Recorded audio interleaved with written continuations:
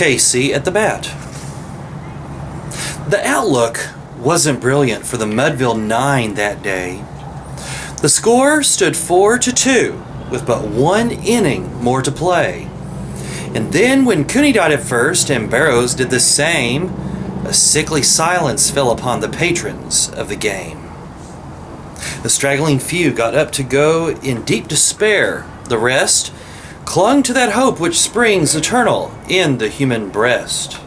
They thought, if only Casey could get but a whack at that, they'd put up even money now with Casey at the bat.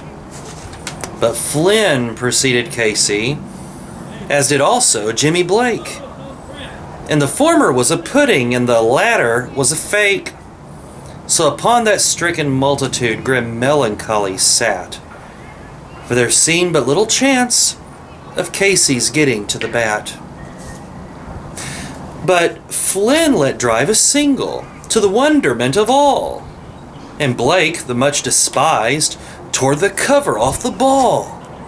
And when the dust had lifted, and the men saw what had occurred, there was Jimmy safe at second, and Flynn a hugging third. Then from 5,000 throats and more, there rose a lusty yell. It rumbled through the valley, it rattled in the dale, it knocked upon the mountain and recoiled upon the flat. For Casey, mighty Casey, was advancing to the bat. There was ease in Casey's manner as he stepped into his place. There was pride in Casey's bearing and a smile on Casey's face. And when, responding to the cheers, he lightly doffed his hat, no stranger in the crowd could doubt 'twas Casey at the bat. 10,000 eyes were on him as he rubbed his hands with dirt. 5,000 tongues applauded when he wiped them on his shirt. Then while the writhing pitcher ground the ball into his hip, defiance gleamed in Casey's eye, a sneer curled Casey's lip. And now the leather-covered sphere came hurling through the air, and Casey stood a-watching it in haughty grandeur there. Close by the sturdy batsman the ball unheeded sped. "That ain't my style," said Casey. "Strike one," the umpire said. From the benches, black with people, there went up a muffled roar, like the beating of the storm waves on a stern and distant shore. "Kill him! Kill the umpire!" shouted someone on the stand. And it's likely they'd have killed him had not Casey raised his hand.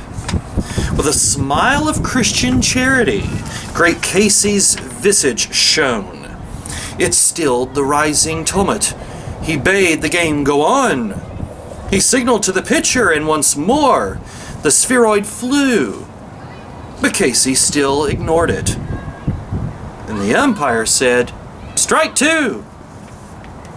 "Fraud!" cried the maddened thousands, and echo answered fraud. But one scornful look from Casey, and the audience was awed.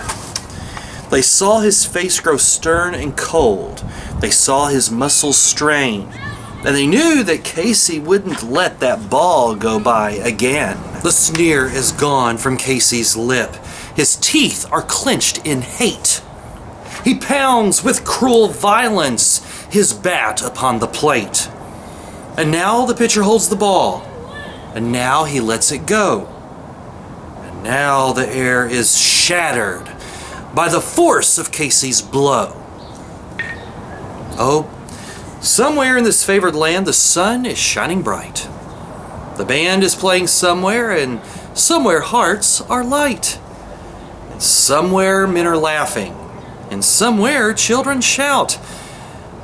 But there is no joy in Mudville. Mighty Casey has struck out.